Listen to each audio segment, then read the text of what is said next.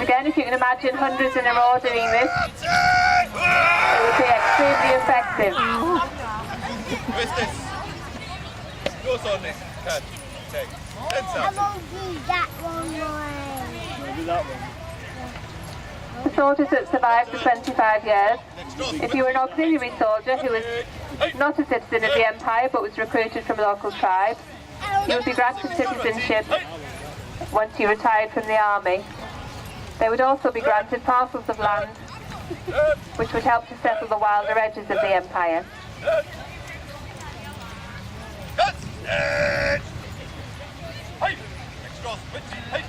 The soldiers will now discard the spears and will move on to demonstrating some manoeuvres using the sword.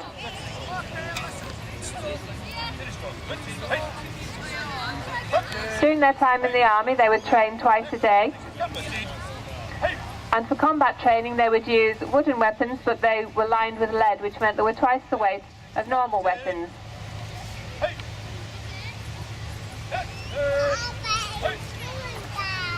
They're now going to demonstrate the wedge manoeuvre, which was called the Kineum, and it's an arrowhead formation used to break apart an enemy charge.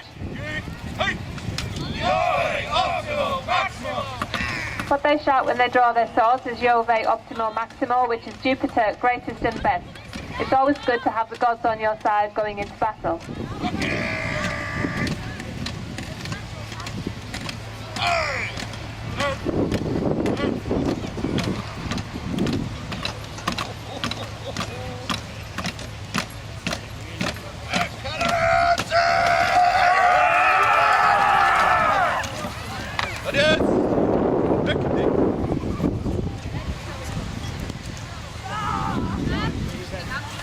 When the soldiers were out on campaign, they would often march up to 20 miles a day, carrying a full marching kit. This incorporated their cooking gear, entrenching tools. They would carry their own shields and spare spears. And all of this would be carried on their backs. The Roman army were quite self-sufficient. They didn't have the large baggage trains of later armies. Apart from a few mules and wagons, they would carry everything they needed with them.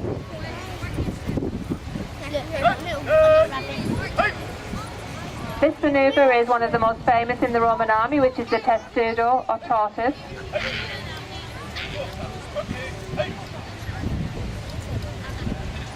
It wasn't often used in a battle, but it was mainly used to protect them from artillery and missiles thrown from enemy fortifications.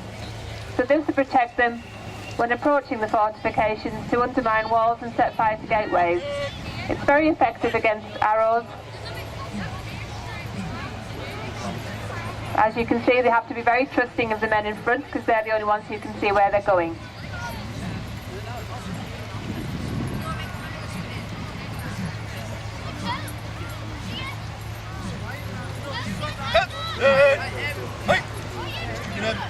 One of the main strengths of the Roman army was its discipline and the fact that they would work together using their shields in close order formation, as you've seen here. The warriors that they faced were very brave, but they fought as individuals. They weren't professional soldiers like the Romans. They would normally be farmers who would be called up to fight battles, and they fought for individual glory. They didn't fight together like the Romans did, and this discipline meant that at the time we depict today, the Roman army was the best in the known world. As well as the highly trained infantry soldiers, they would have very skilled cavalrymen and archers. So the piece of artillery that you see being brought onto the field now is called a scorpion.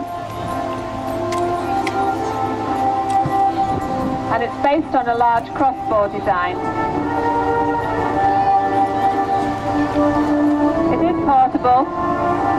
It would normally be crewed by a 3 to 4 man crew. It breaks apart into smaller pieces to make it more portable, but they could also be mounted on carts.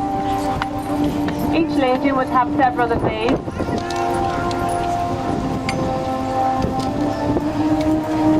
And they would be very devastating when fired into a large crowd of people.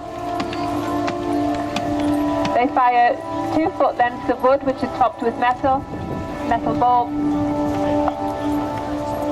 and at full power it will probably go through 3 to 4 men plus shields. We also have some archers using a type of bow known as the recurve bow.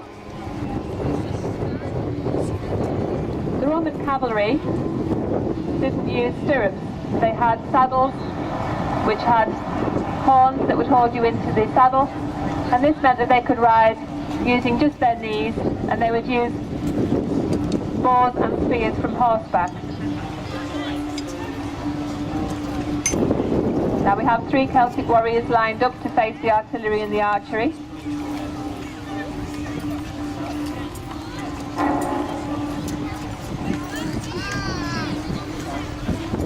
Now you'll be able to see with the Scorpion that when it comes to fire, you don't sight along it as you would with a modern weapon. It's fired from the hip, and part of this is for safety. As you can see, it has 2 red limbs which are being torsioned back now, and these are under a great deal of tension. If one of these was to snap, and they do sometimes, it will swing back round and it could break your ribs or fracture your skull. So it's very important to be used safely and also to wear the armour whilst operating it.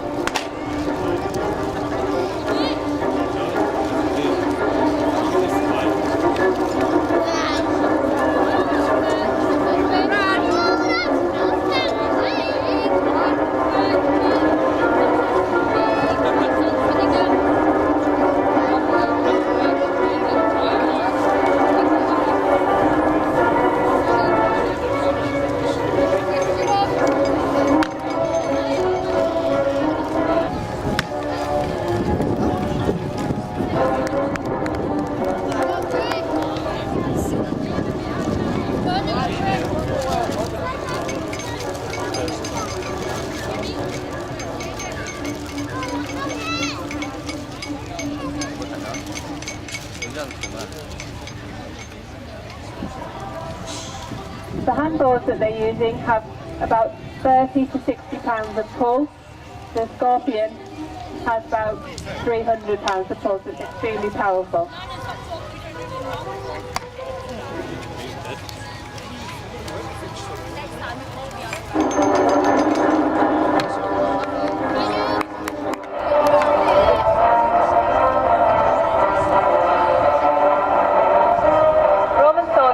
Several different trades as well as being soldiers, so they would be their own engineers,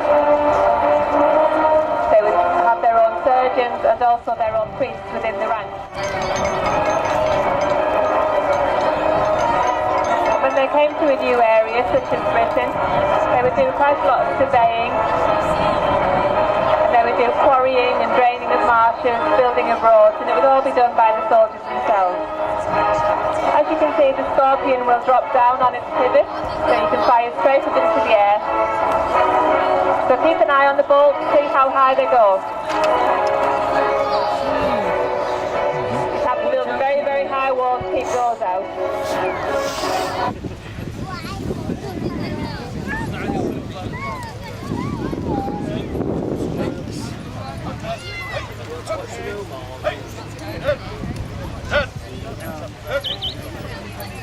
Starting. Cut. Third. Right. Yeah.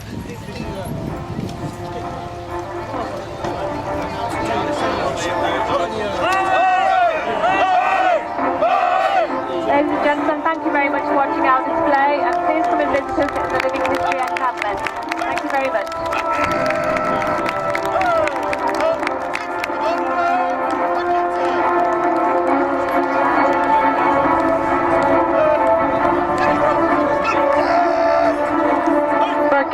Ladies and gentlemen, can we have a round of applause for Katia, our narrator for today? Wasn't she fantastic? And of course our vaccination of Roman soldiers.